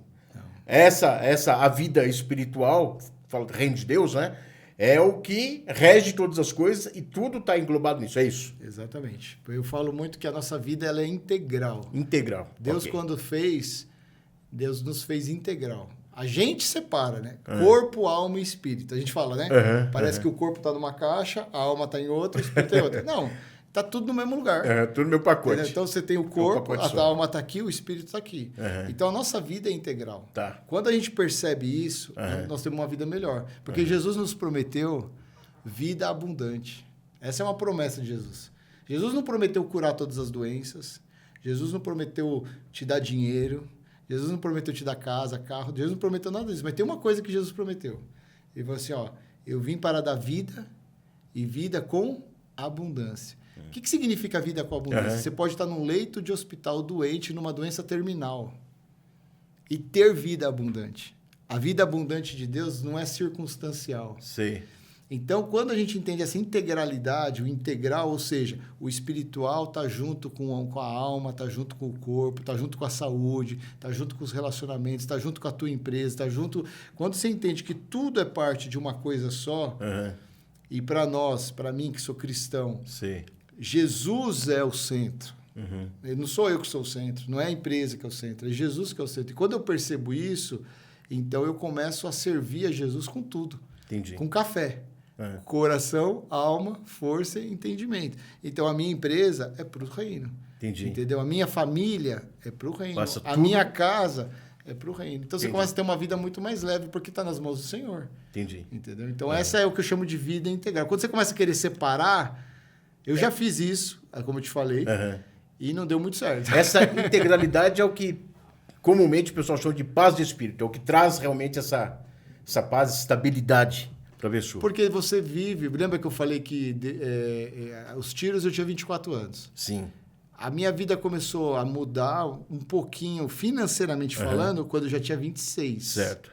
Então, eu fiquei 2 anos ali apanhando. Negócio da lotação, fechando porta. Mas eu já estava em paz. Entendi. Eu já tinha sentido assim, Deus está comigo. Entendeu? Depois dos 26, aí essa história toda, tal, pagando conta, até começar a sobrar dinheiro, sobrar assim, para você falar, pô, não devo nada. E ainda tem um pouquinho lá. Dá até para fazer uma viagem. Eu já tinha uns 30 anos de idade, 30 e pouco, quando começou a sobrar alguma coisa. Só que a paz não depende do dinheiro, entende? Entendi. Se fosse assim, só Deus não prometeu dinheiro, senão os pobres não estão na promessa de Deus. Entendeu? Então, essa vida abundante, ela não depende da circunstância, entendeu? Tá. E quando a gente entende isso, aí... Agora, Deus é um Deus rico, né? Isso é uma outra coisa que eu falo. Deus, ele é Deus grande, nosso Deus é poderoso, é grande, é amoroso, entendeu? Quando a gente entende isso, Deus nos abençoa em todas as áreas, né? Mas é muito importante, essa é uma experiência que eu tenho na minha vida, de você compartilhar aquilo que Deus tem te dado, porque no final é tudo dele, entendeu? Então, quando você começa a compartilhar, a ajudar, como você falou, abrir porta. Então, às vezes, já aconteceu várias vezes na empresa. Às vezes eu tenho lá um cara mais preparado profissionalmente para uma vaga. Sei. Só que eu sei do outro ali que tem uma situação diferente, uma necessidade. Aí vai, ora, conversa com um, com outro, com outro. Vamos trazer esse aqui, ó. Tá. entendeu? E aí, depois ele acaba sendo bênção, às vezes, maior do que o cara profissional. Porque o cara que é bom profissionalmente, do mesmo jeito que ele vem... Ele vai, né? Ele vai. Tem uma proposta o melhor. Outro não. O outro aqui, ele vem, ele tem uma gratidão, ele tá junto, ele entra para uma família. Né? Entendi. Então, entendi. Bacana. Falo muito, né? Não, mas está sendo muito legal, cara. Está sendo muito bom. Muito e legal. aí, hoje, você, então, está à frente de uma empresa, quer dizer, e você é sócio de várias outras empresas também, né? Hoje eu sou sócio de 4 empresas. Uau. Bacana. E além disso... E pastor. E tem atividade pastoral. Isso. Né? E as que, cá entre nós, tá ninguém... O que dá mais trabalho, cara? Cuidar de gente ou cuidar de negócio? Não, eu acho que assim, ó, o trabalho, ele... Hoje a igreja dá bastante trabalho, mas eu digo para você que é um trabalho bom. Uma das coisas assim que eu falo que eu sou abençoado, né? É porque ninguém faz nada sozinho. Sim. Né? Então nós temos que ter a cruz de novo, né? Você tem que estar focado em Deus, mas você tem o lateral, que são as pessoas. Isso faz toda a diferença. Toda a diferença, André. Então, por exemplo, nessas empresas eu tenho sócios maravilhosos. Certo. Pessoas assim comprometidas. Pessoas assim que eu não mereço ter essas pessoas do meu lado. E faz toda a diferença. Quem está do seu lado. Minha esposa é sensacional, entendeu? Eu não mereço. Eu tenho uma brincadeira lá em casa que eu falo assim, quando a gente vê um casal, a gente fala assim, quem saiu no lucro, né? Sempre tem um que sai no lucro e sai no prejuízo. Eu saí muito no lucro. Ela saiu no prejuízo, né? Então, a Leia, minha esposa, queridona, assim, sempre comigo, né? Principalmente no começo, porque a gente era, né? Vendia o almoço para comprar janta. E ela sempre do meu lado, sempre me apoiou. Então, fez a diferença. Ter uma esposa como a que eu tive... fez toda a diferença. Ter sócios como os que eu tenho e tive faz toda a diferença. Certo. A mesma coisa na igreja. Então, meus companheiros na igreja são pessoas assim... Hoje nós temos ali um grupo de liderança que são pessoas extremamente comprometidas. Entendeu? Meu pai, meu companheiro de ministério, Valdir, que é outro pastor, que é um companheirão, trabalha com a gente também na empresa e é companheiro. Né? O time de liderança... Hoje é pessoas assim muito comprometidas, muito bem relacionadas. Então, quando você tem esse time, né, ou essa família, né, mais que um time, é uma família, isso alivia a carga. Né? Uma das coisas que nós temos aprendido muito é 2 em 2. Né? Jesus ensinou tudo 2 em 2. Certo. Né? Ele, quando chamou os 12 discípulos, ele chamou de 2 em 2. Depois tinha 72 discípulos, ele mandou de 2 em 2. Certo. Né? Lá em Eclesiastes fala que o cordão, acho que é Eclesiastes, né? Que fala que o cordão de 3 dobras não se pode romper, é mais difícil de romper. Porque, né? Então você tem vários exemplos de que, por exemplo, tem um exemplo que eu uso muito, que 2 cavalos belgas, aquele cavalão mais bonito, um cavalo belga arrasta cerca de 4 toneladas. 2 cavalos belgas juntos puxa 12. Não é 8. Não são 8, Entendeu? E se eles forem parceiros, amigos de longa data, pode chegar até 16. Uau. Então, quando você está em companheirismo, a tua força é multiplicada. Isso é um princípio do reino.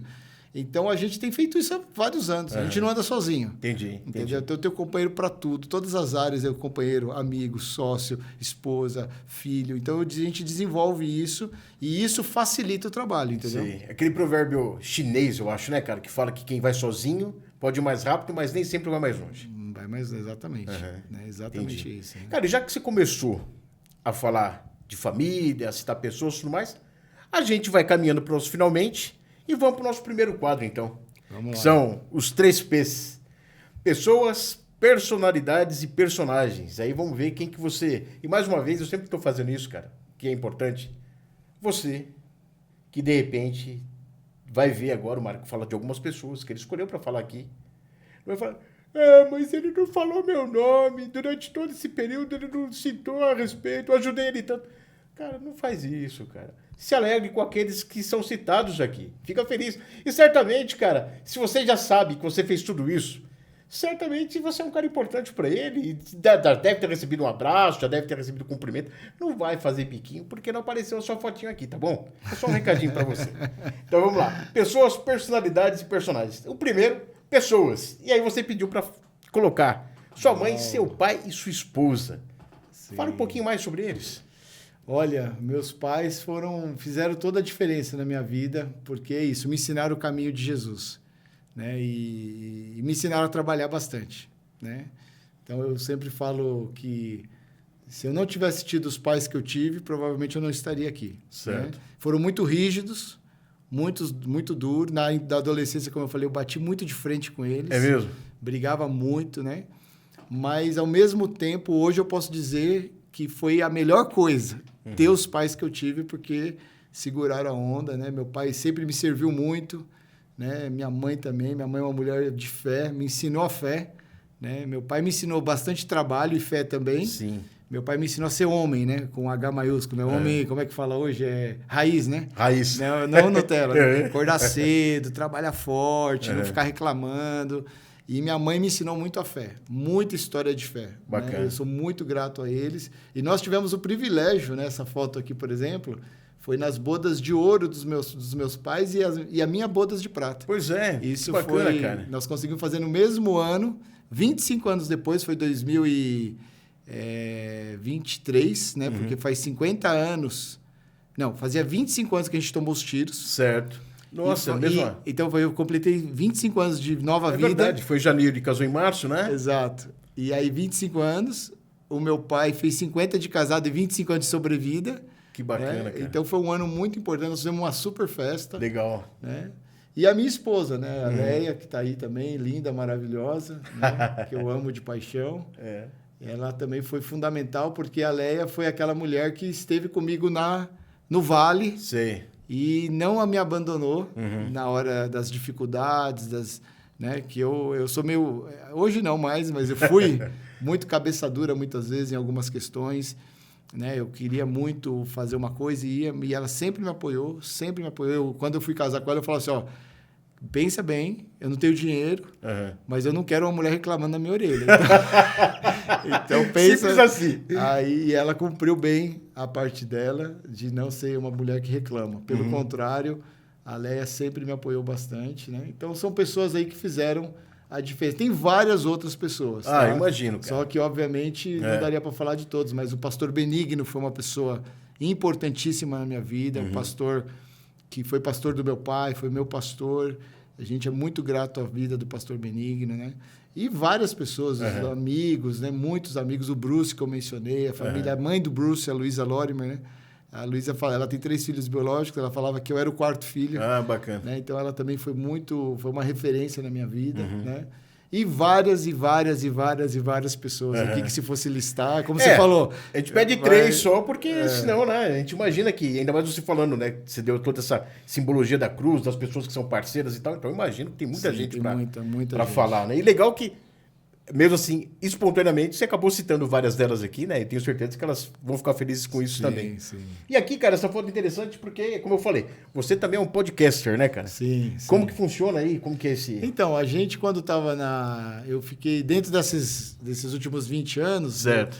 Em 2019, fui para os Estados Unidos, fiquei 1 ano e meio nos Estados Unidos. Bacana. Era um sonho de morar fora por um tempo. Né? Legal. Não queria morar fora para sempre. Sei. Mas eu queria passar uma temporada e consegui com a minha esposa e minhas 2 filhas. Bacana. Ficamos 1 ano e meio lá. E aí, no finalzinho, quando a gente estava para voltar, começou a pandemia. E aí, conversando com um dos meus cunhados, o Weber, sobre essa necessidade da gente melhorar a comunicação da igreja. Ah, entendi. Né? Então, a gente começou um ministério de comunicação na comunidade, que a gente faz parte. Chamei o Weber, que é meu parceiro, meu cunhado, amigão, né? E falei, ó, a gente precisa... E aí, a gente já começou antes. Aí a pandemia acelerou. Ah, entendi. Todo mundo foi para casa, a gente falou, a gente precisa melhorar a comunicação com os irmãos, com as pessoas. Como que E a gente vai fazer aí isso? nós começamos o Ministério de Comunicação. Quando foi baixando a pandemia, aí, se eu não me engano, foi 2023, 23, nós começamos o podcast da comunidade, que é chamado de ComoCast. Certo. Então, a gente faz uma vez por mês, chama famílias, testemunhos, enfim, é muito bom. É o pessoal que pertence à comunidade que participa. No primeiro ano foi. Tá. Aí no segundo ano, a gente já começou a chamar pessoas de fora. Ah, bacana. Né? E com temas específicos. Ah, legal. E hoje depende. Tá. Né? Agora a gente vai ter, por exemplo, esse ano nós vamos ter para falar sobre psicologia. Tá. Né? Que é você sabe Legal. disso, as dores da modernidade. Então nós estamos recebendo uma psicóloga. Legal. E uma psicanalista cristã. E vamos tratar desse tema. Ah, né? bacana. Então já falamos de vários outros temas também. Né? Então aí tá indo bem, o pessoal gosta, Legal, bem bacana. Né? Bacana. Então vamos para o nosso segundo P. O segundo P são personalidades, né? E você colocou Claro que a gente pegou as imagens que representam essas pessoas, né? Que é Jesus e o apóstolo Paulo, né? E fala um pouquinho deles, então. Sim, assim, como vocês viram na história, né? Minha história está muito ligada a Jesus, principalmente, né? E mudou a minha vida, né? Jesus mudou a minha vida. Jesus é uma pessoa, né? Jesus não é um símbolo apenas. Jesus não é uma força. Jesus é uma pessoa. Nós somos criados à imagem e semelhança de Deus e na pessoa de Jesus, né? Jesus é o Deus revelado, né? Então, para mim, é muito bom ter essa fé, acreditar, né? Eu falo que a oração é você falar com Deus, certo, mas é Deus falar com você também, né? E isso muda tudo, né? Isso muda tudo, isso traz uma paz, isso traz uma confiança, isso traz uma esperança, principalmente depois que eu fiz 51 faz pouco tempo, né? Então, traz uma esperança que existe algo maior. Não é só essa vida aqui, que a gente vive aí 80 anos, na média, né, mais ou menos. Não é só isso, tem muito mais, né? E quando a gente aplica os ensinamentos de Jesus na nossa vida hoje, a gente já vê, a gente toca essa vida abundante, né? Então, Jesus, para mim, é a maior referência. certo. E Paulo foi, talvez, um dos personagens aí pós-Jesus, né? Que mais entendeu isso, né? E que mais se dedicou a isso, né? Paulo era um cara da alta sociedade judaica, abriu mão de tudo que aquele mundo local podia e entregou a vida dele por completo para Jesus, por uma missão, né? E é uma referência também, né? E alguns atribuem até a Paulo, né, cara? Se não fosse por ele, provavelmente o evangelho não tinha se expandido, espalhado e chegado até os dias de hoje por conta das cartas que ele escrevia e tudo mais. Né? As cartas que Paulo escreveu e elas são fundamentais hoje para o ensino cristão, né? Para a prática cristã. Nós estamos estudando lá na nossa igreja agora o livro de Romanos, que foi uma carta, a gente fala livro, mas na verdade é uma carta que Paulo escreveu para a igreja de Roma. Certo. E ele tinha uma percepção muito grande do que Deus queria fazer e estava fazendo, né? Porque começou a ter uma concorrência lá entre os judeus, que se convertiam, e os que não eram judeus, que eram chamados de gentios, que se convertiam.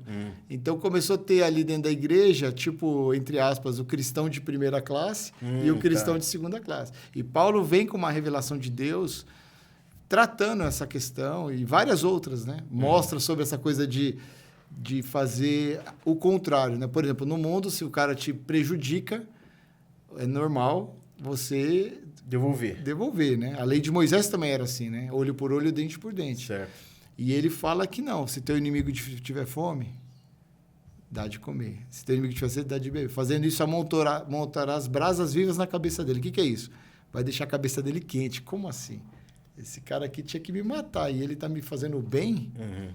Aquilo vai fazer o cara pensar. E esse pensamento, esse ciclo contrário do mundo, quebra o ciclo do mal, entendeu? E aí vem o ciclo do bem. Paulo tinha isso muito claro, né? As cartas de Paulo revelam muito a revelação que ele teve da pessoa de Jesus, dos ensinamentos de Jesus. Né? Vou fazer até uma brincadeira, né, cara? Aliás, São Paulo tem sempre uma dificuldade que é com o Corinthians, né, cara?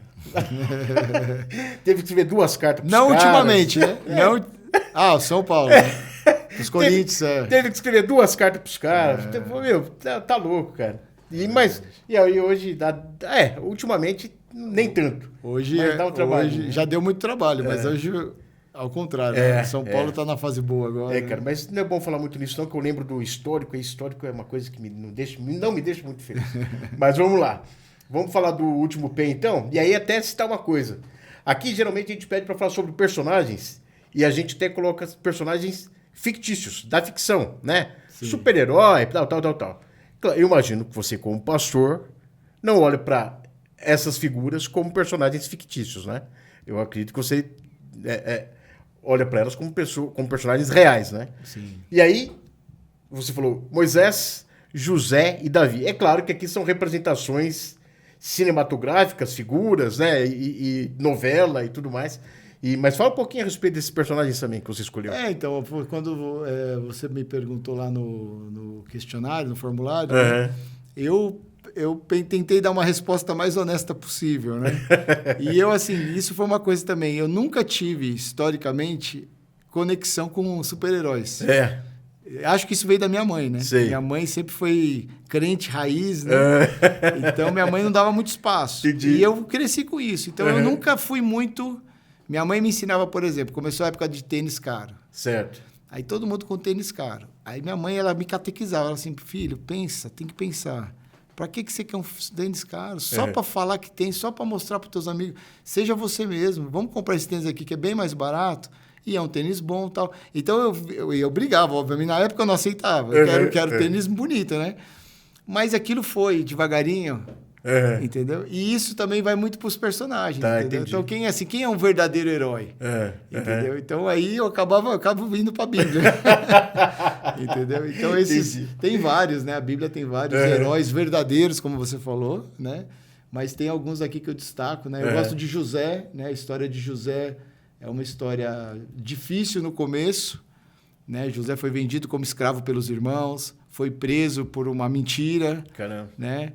Deu tudo... No primeiro momento da vida de José, parecia que estava dando tudo errado. Certo. Só que todo lugar que botava ele ia para a prisão, ele podia ficar lá se lamentando, não fui eu que fiz, né? Foi acusado injustamente. Não, ele foi o melhor preso. Entendeu? Então, ele era escravo, ele era o melhor escravo. Entendeu? Então, ele usava muitos princípios de Deus. E isso, com o passar do tempo, fez ele ser o governador do Egito. Caramba. Um hebreu, né? De origem hebraica, governador do Egito, né? Então, eu me inspiro muito nesse tipo de história, entendeu? De você quando você está por baixo, você não entrar nessa linha da reclamação, do vitimismo. Eu não gosto disso. Então, por isso que José me inspira, porque assim, você está lá no... Eu lembro muito dos momentos que eu estava lá no galpão, lá sozinho, ficava muito sozinho lá, aí eu orava e tal, mas eu falei, Senhor, mas eu quero ser que nem José. Eu não quero reclamar. Eu agradeço a Deus por esse trabalho que o Senhor me deu. E aí aquilo vai. Então é uma referência. Né? Bacana. Davi, eu mencionei porque Davi também é um herói bíblico aí, né? Representa uma série de coisas. Mas o que eu mais gosto na vida de Davi foi a consciência que ele tinha do poder do Deus que ele servia.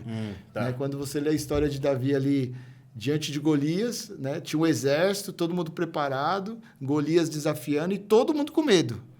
E Golias, você vê a fala de Davi, que ele não tinha medo, ele tinha convicção, a fé, que Deus estava com ele. Né? Ele sabia que pela força dele mesmo, ele não faz lógica nenhuma, o cara ia matar ele. Mas ele fala assim, o Senhor está comigo. Quem és tu, Golias, para afrontar o exército do Deus vivo? Né? E tem uma passagem interessante que a Bíblia fala que Davi pegou 5 pedrinhas. E aí, por que ele pegou 5? Se ele tinha tanta fé, por que ele não pegou uma só? Aí depois, isso não está na Bíblia, tá? É um pensamento, tá? Isso não está na Bíblia. Mas é porque Golias tinha 4 irmãos. Então ele já pensou assim, se vier os irmãos... Tô preparado aqui. Porque ele sabia que ele ia acertar de primeira. Né? E aí ele acerta o Golias, e é um exemplo, porque ele acertou Golias, né? A pedrinha, todo mundo conhece a história de Davi e Golias, ele acerta bem na fronte, e Golias cai. Só que tem a segunda parte da história, que muitas vezes a gente esquece. Ele correu até lá, pegou a espada do gigante, do Golias, e cortou a cabeça. Finalizou. Então, às vezes... É o fatality. É o fatality. E aí, é uma coisa para pensar, porque onde estava o poder de Deus nessa história toda? Na pedrinha certa, na hora certa, no momento certo, no lugar certo. Porque ele tinha uma proteção, um capacete. Ela pegou bem no lugar que esse capacete não protegia. Só que a espada e cortar a cabeça foi Davi que fez. Então, a vida da gente é um pouco assim, entendeu? Deus, às vezes, nos dá por exemplo, quando eu entrei naquele trabalho, que era a empresa chamada CB, eu vi que foi Deus que abriu a porta. Certo. Então, vamos imaginar que foi a pedrinha, foi um milagre. Agora eu preciso trabalhar. Eu preciso correr atrás. Não adianta eu também falar, não, Deus me deu, agora eu chego 10 horas no trabalho, não me comprometo. Aí o gigante vai levantar de novo. Então, eu preciso ir lá e cortar a cabeça. Então, uma história tem, né? Essa é a parte principal. Analogia. E o outro, qual foi que eu coloquei? Moisés, né? Moisés, porque ele representa Jesus no Velho Testamento, né? Moisés, ele é o grande libertador do povo, né? Então, o Egito, no Velho Testamento, representa o mundo. E Moisés foi quem conduziu o povo do Egito, né? Todo mundo conhece a história também das pragas, 10 pragas, abriu o Mar Vermelho, e foi ele que conduziu o povo para nova terra, para Canaã. Né? Então, eu gosto também da história de Moisés, porque ele, com uma série de debilidades que ele mesmo fala, né? Ele era gago, né? Alguns falam que ele era gago, ou ele tinha dificuldade no falar, alguma coisa na fala, mas ele foi um grande líder, e hoje ele é Jesus é o Filho de Deus, mas ele representava essa figura de Jesus lá no Velho Testamento também, né? Enfim, tem muita coisa aí, né? Bacana. Então, a gente já emenda no nosso segundo quadro, cara. Que são 1 é pouco, 2 é bom, 3 melhor ainda. Tá. E aí eu pedi para você indicar 3 livros. Claro, a Bíblia você já falou aqui, eu sei que é um livro que você deve recomendar todo dia, né? Você deve estar recomendando para que alguém leia a Bíblia, conheça mais a Bíblia, conheça as histórias que a Bíblia contém. E aí eu pedi para você pensar em 3 livros que foram importantes, que são importantes para você, que você acha que as pessoas poderiam ler e seria bacana e tal. Tá. Vamos lá. Eu tinha pensado 2 com certeza, que já está aqui, que é o primeiro, que é um livro que mudou um pouco a minha forma de pensar. Certo. Quando eu li ele, quando eu tinha uns 20 anos, 18, 20 anos, que é Vivendo Acima da Mediocridade. Né? Vivendo Acima da Mediocridade, de Charles Swindoll. Então, esse é um filme, não, é um livro que eu acho muito importante, eu recomendo, porque faz a gente pensar um pouco em fazer as coisas com excelência. Tá.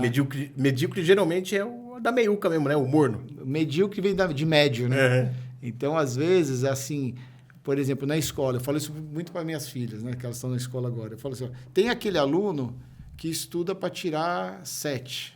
7 passa. Né? Vamos pensar, na minha época era A, B, C, D, E. Era o C, né? Tipo o cara que tira para tirar C. Esse é o médio. Ele passa de ano. Eu passei de ano. Eu tinha colegas assim. O cara passava de ano, eu passei e tal, mas foi ali. Entendeu? Isso é o médio. Só que o Senhor quer que nós vivamos a excelência. Então, quando tudo que você faz, busca fazer com excelência. Se prepare, estude. Em tudo. Na tua família. Se é marido, seja um marido excelente.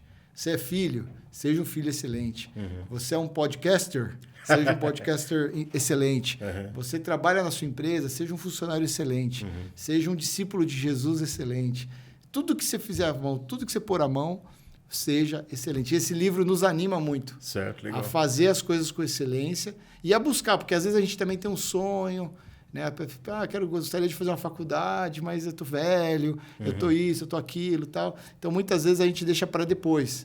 Então, também tem a ver com isso, de você buscar o melhor, né? Quer aprender a falar inglês? Então, se dedique, se prepare, invista tempo. Então, é um livro que eu recomendo, que ele vai te provocar nessa linha aí. E o segundo é Vida com Propósitos, do Rick Warren. Esse é um best-seller, esse segundo, Vida com Propósitos. Ele também nos abre a mente um pouco para o porquê das coisas. Por que eu estou fazendo tal coisa? Né? É um livro cristão, né? Mas ele para mim foi muito bom, porque ele me ajudou a entender essas questões de como usar a empresa, né? As coisas, a família, né? A serviço com um propósito, não por fazer, entendeu? Por exemplo, eu falo muito sobre o dinheiro. A Bíblia fala que o amor ao dinheiro é a raiz de todos os males. Certo. Não é o dinheiro. Não é ele em si, né? Não é ele em si, é o amor.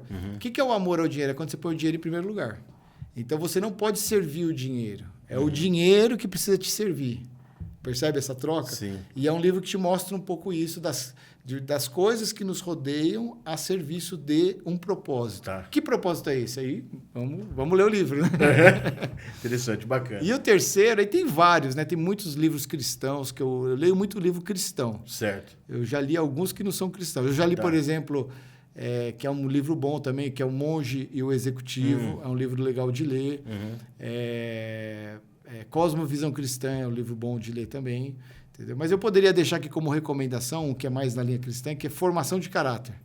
Jorge Mitian, que é um livro também que é muito forte, trabalha muito essa questão do caráter cristão. Né? E é no meio cristão é um best-seller também. Bacana. Né? E aí, uma outra coisa que eu te pedi, como você... aliás, é uma das questões do formulário lá, então você sempre falou que gostou muito de viajar, né? De conhecer lugares e tudo mais. Lugares que você foi, que você gostaria de voltar. 3 lugares, pelo menos. Tem vários. Talvez o lugar que eu mais gosto de voltar é o litoral norte de São Paulo. Bacana. É o meu lugar de Para mim, ali é o lugar de descanso. Certo. Tá ali a região de Juqueí, Maresias, Bertioga para cima ali. Tá. É um lugar que eu gosto muito, é perto, mas eu acho que é um dos melhores lugares do mundo. Bacana. Né? Então, ali é minha praia, eu falo. Legal, né? legal. Né? Agora, eu gosto dos Estados Unidos, eu fui para Flórida, é um lugar bacana. Você morou na Flórida mesmo? Eu morei em Fort Lauderdale, que é o sul da Flórida, né? ali. É 1 ano e meio.